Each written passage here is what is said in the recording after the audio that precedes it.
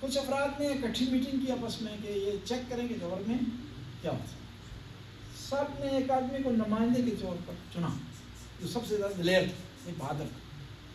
اس آدمی کو قبر میں لٹاتے ہیں آج رات، اور جو ہے وہ یہ کل ہمیں آ کر بتائیں کہ کیا ہوا ہے قبر میں، تاکہ اس کے مطابق ہم تیاری جو کر لیں، اپنی پریکٹس کر لیں، تیاری کر لیں، تاکہ قبر میں پریشانی کوئی نہ ہو، ٹینشن نہ ہو. ٹھیک ہے، کہ کیونکہ سارے ہم کام کر لیں، ہر چیز پر انسان حاوی ہو گیا، ہر چیز پر اسے اختیار حاصل ہے، لیکن موت کے سامنے بے بس ہے. آج اب بے بس ہے تو یہ بندوبست تو کر سکتا ہے نا کہ موت کی بعد جو مشکلات ہیں کہ ان کو حل کریں، یہ تو کر سکتا ہے نا، یہ تو اختیار میں ہے نا. کیونکہ جب کوئی ٹریجڈی ہوتی ہے، مصیبت ہوتی ہے، اگر اس سے چارہ نہ ہو تو اس کے نقصانات کو کم کیا جاتا ہے، کم از کم اس کے نقصانات ہو. دیکھیں نا یہاں وہ سامنے جو ایمرجنسی لائٹ بھی گری ہے، یہاں پر وہ سلنڈر رکھے ہوئے ہیں آگ بجھانے کے، یہاں ایمرجنسی گیٹ رکھا ہوا ہے. حالانکہ ممکن ہے کہ پوری زندگی میں ایک دفعہ بھی پیش نہ آئے، لیکن آپ دنیاوی لحاظ سے اتنی احتیاط کرتے ہیں کہ جو خطرہ دنیا میں ایک دفعہ بھی پیش نہیں آتا، وہ زیرو جو ہے اس کا امکان ہے، اس کی بھی تیاری آپ نے کی ہوئی. تو موت جو زیرو نہیں ہے، 100 ہے، اس کی تیاری کرنی چاہیے. اب ان لوگوں نے تیار کیا ایک آدمی کو کہ بھائی تو نے جا کر قبر میں لیٹنا ہے، اور پھر ہم کیا کریں گے، کل تو اس سے پوچھیں گے، اس کے مطابق آئندہ پلان بنائیں گے کہ بھائی مرنے کے بعد یہ حالات آنے ہیں، اور پھر اس کے بعد اس کی تیاری ہونی چاہیے. ٹھیک ہے، اب اس آدمی کو لٹا دیا نا، ظاہر ہے قبرستان میں ہوگی نا، عملی پریکٹس اپنے گھر میں قبر نہیں بنائی انہوں نے، مکمل پریکٹس، مکمل جو ایکسپیریمنٹ قبرستان میں انہوں نے جو ہے وہ ایک صلوات پڑھنا ہے. اللہم صلی علی محمد وعلی محمد، بارک الصلوات، اللہم صلی علی محمد وعلی محمد. اب انہوں نے کیا کیا، اس آدمی کو بھیجا. اب وہ رہا قبر میں. صبح جب اس کی ٹائم ختم ہو گیا ایکسپیریمنٹ کا، صبح جب فجر کا ٹائم ہوا نا، وہ وہاں سے نکلا قبر سے باہر. وہاں سے ایک قافلہ گزر رہا تھا. پرانے زمانے میں قافلے، یہ ٹرانسپورٹ اس طرح کی نہیں ہوتی تھی، لوگ گھوڑے گدھے یہ چیزیں لے کر سفر کرتے تھے، تجارتی قافلے ہوتے تھے، زیارت کے لیے، حج کے لیے لوگ اکٹھے ہو کر جایا کرتے تھے نا. جب وہ قبر سے باہر نکلا تو قافلے والوں نے دیکھا تو سارے قافلے والے بھاگ گئے. بندہ قبر سے نکلا ہے بات ہے، ٹھیک ہے، یہ نمک کام ہو گیا. ٹھیک ہے، ویسے تو خیال میں ڈرتے تھے نا، لوگ ڈرتے ہیں کچھ چیزوں سے، موت سے ڈرتے ہیں، مردے سے ڈرتے ہیں، قبر سے ڈرتے ہیں. حالانکہ ڈرنے کی چیز نہیں ہے. فرض کرو ڈرنا بھی ہے تو انتظام کرنا ہے اس کا نا. جب ڈر کافی نہیں ہے، اور ڈر بھی ہمارا عارضی ہے، پریشانی بھی ہماری عارضی ہے. جب تک قبرستان میں ہے پریشان ہے، اس کے بعد جب قبرستان ہے پریشانی بھی ختم. صحیح کہتے ہیں نا، معاملہ ختم ہوا، قصہ ہضم ہو گیا. اب وہ آدمی باہر نکلا تو سارے قافلے والے بھاگ گئے، ڈر کی وجہ سے بھاگ گئے تھے.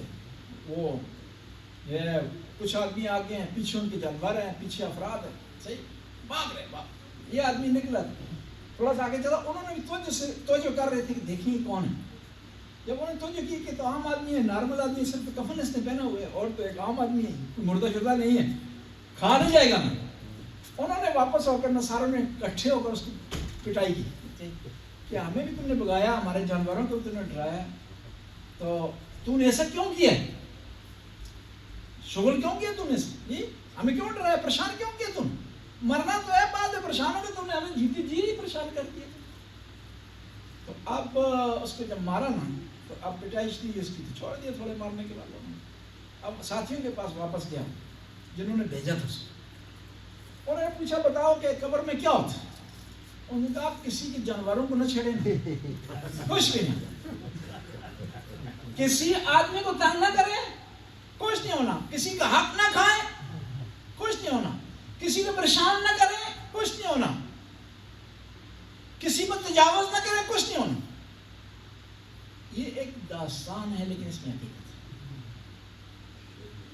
قبر اگر حق حقوق ادا کریں گے نا، ہمسائیں کا حق ادا کریں گے، بھائیوں کے حق ادا کریں گے، دوستوں کے حق ادا کریں گے، والدین کا حق ادا کریں گے، جو لوگ دنیا سے چل پڑے ہیں ان کے لیے انتظام کریں گے، تو قبر آپ کے لیے گل و گلزار ہے. پیغمبر فرماتے ہیں قبر سے انسان اس لیے ڈرتا ہے کیونکہ آشنائی اس نے پیدا نہیں کی. آشنائی کس طرح پیدا ہوگی؟ کس طرح جانکاری ہمیں حاصل ہوگی قبر سے؟ قرآن کو پڑھیں گے تب نا، تو قرآن میں قبر کے بارے میں امیر المومنین علیہ السلام کے احادیث کا مطالعہ کریں گے نا تب پتہ چلے. امیر المومنین قبر کے پاس سے گزرے ہیں، آواز دی قبر والوں مجھے بتاؤ تمہارے ساتھ کیسی گزر رہی؟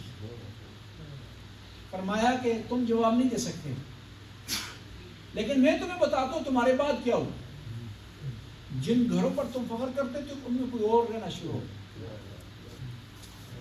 جن پیسوں کے اصول کے لیے تم نے حرام کھایا تھا نا، حق پر تجاوز کیا تھا نا، دوسروں کا مال کھایا تھا، اور پیسوں سے کوئی اور عیاشی کر.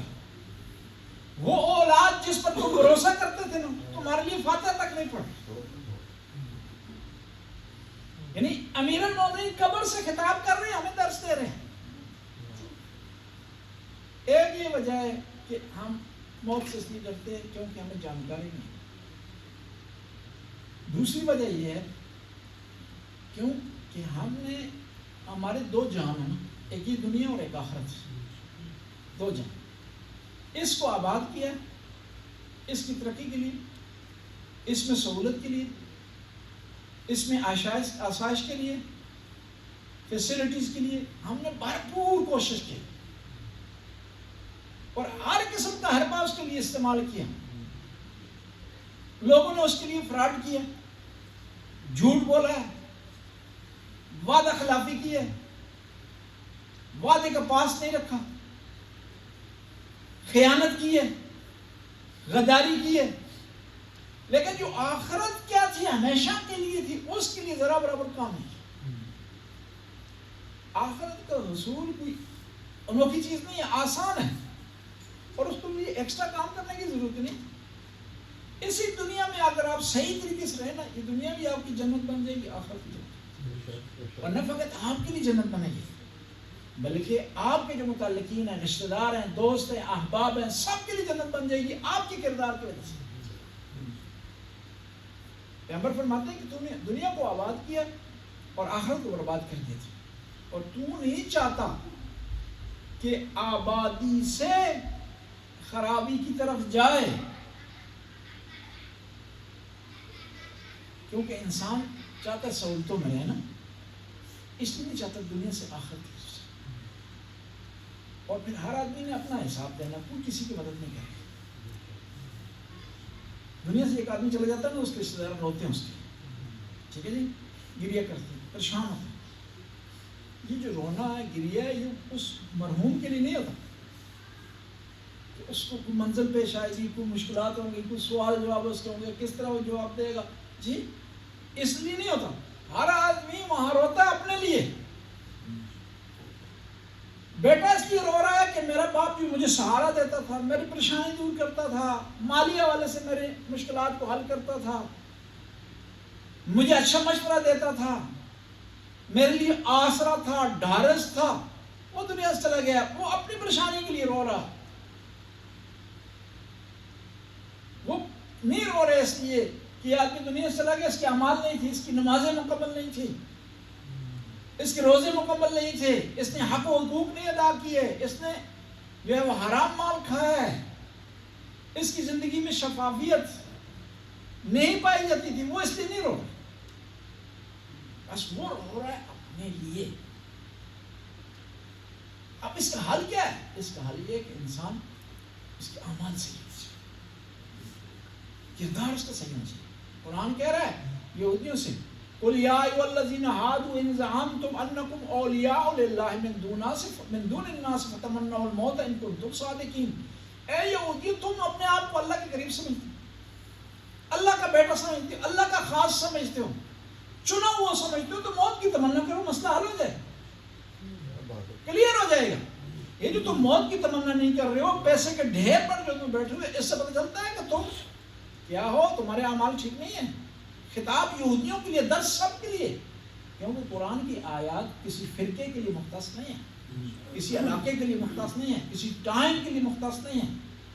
ممکن ہے شان نزول ایک موقع ہو، لیکن خطاب اس کا عام ہو، ہر آدمی کے لیے. جس آدمی میں یہ چیز پائی جاتی ہے اس کے لیے خطاب ہے کہ اگر تم سمجھتے ہو خدا کے قریب ہو تو موت کی تمنا کرو.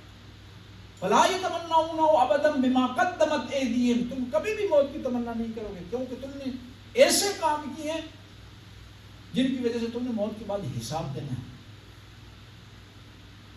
اب یہ جو موت ہے جس سے انسان ڈرتا ہے، پریشان ہے، انسان گھبرایا ہوا ہے، غمگین ہے، اور کہا جائے نا بتاؤ کہ فرشتوں میں سے کون سا برا فرشتہ ہے، ووٹ کیا جائے نا سارے کہیں گے اسرائیل.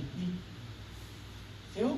مار دیتا جی، روح قبض کر دیتا. نہیں، وہ خدا کی طرف سے اس کی ڈیوٹی ہے، خدا کی طرف سے اس نے حکم کو بجانا. اب یہ جو موت ہے جس سے انسان ڈرتا ہے، گھبراتا ہے، پریشان ہے، یہ ہے کیا؟ اس کی حقیقت کیا ہے؟ کیونکہ حقیقت کا جب پتہ چل جائے انسان نا، اس میں ایک تو پریشانی کم ہو جاتی ہے، گھبراتا کم، دوسرا اس کے انتظام آسانی سے کر سکتا ہے انسان کہ کیا ہونا ہے موت کے بعد. موت کے بارے میں کہا جاتا ہے کہ موت انسان کے بدن سے روح کا نکلنا اور نتیجے میں اس دنیا سے آخرت کی طرف انتقال کرنا اور اس دنیا کا اختتام. اختتام نہیں ہے، اس دنیا کا اختتام. یہ دو چیزیں الگ ہیں. ایک دفعہ اختتام ہے موت، یہ نہیں، اس بات صحیح نہیں. اس دنیا کا اختتام ہے. اس دنیا کا اختتام ہے، ایک اور دنیا کا آغاز ہے. کون سی دنیا؟ جہاں امیر المومنین سے ملاقات ہوگی، جہاں مولا کا دیدار ہونا ہے، مولا سے مشافہہ ملاقات کرنی. اور مومن سے کی طرح خوش قسمتی کیا ہو سکتی ہے اس کو؟ یہ مولا سے ملاقات ہو سکتی. یہاں جب ہمیں بتایا جاتا ہے کہ امام حسین کے حرم کا خادم آیا تو سارے مشتاق ہو جاتے ہیں. وہ خادم تو دور کی بات ہے، علم آ جائے یہ ہم اشتیاق رکھتے ہیں کہ اس کی زیارت کریں.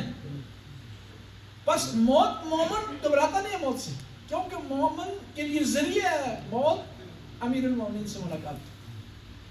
لیکن ملاقات آیا ہوگی ہی نہیں ہوگی، حدیث میں ہوگی، لیکن اس کے لیے کردار چاہیے، اس کے لیے قابلیت چاہیے، اس کے لیے ایبلٹی چاہیے، اس کے لیے شائستگی چاہیے. اس قابل ہو انسان کے امیر المومنین سے ملاقات کر سکے. بس موت اس دنیا سے آخرت کی طرف منتقل ہو. کون سی دنیا سے؟ ایک چھوٹی سی دنیا سے. چھوٹی ہے، بہت مختصر ہے، ہم میں سے بڑا سمجھ. کیونکہ اس کو امیر المومنین کی نگاہ سے سمجھنا تو چھوٹی ہے، کچھ بھی نہیں. امیر المومنین سے طلاق دے رہے ہیں، اس سے دوری اختیار کر. اگر آپ کی نگاہ ایک مومن والی نگاہ ہوگی، دنیا چھوٹی ہوگی، کچھ نہیں. جب دنیا کو آپ چھوٹا سمجھیں گے نا تو پھر اس میں گناہ نہیں کریں گے، اس کے اصول کے لیے غلطی نہیں کریں گے، اس کے اصول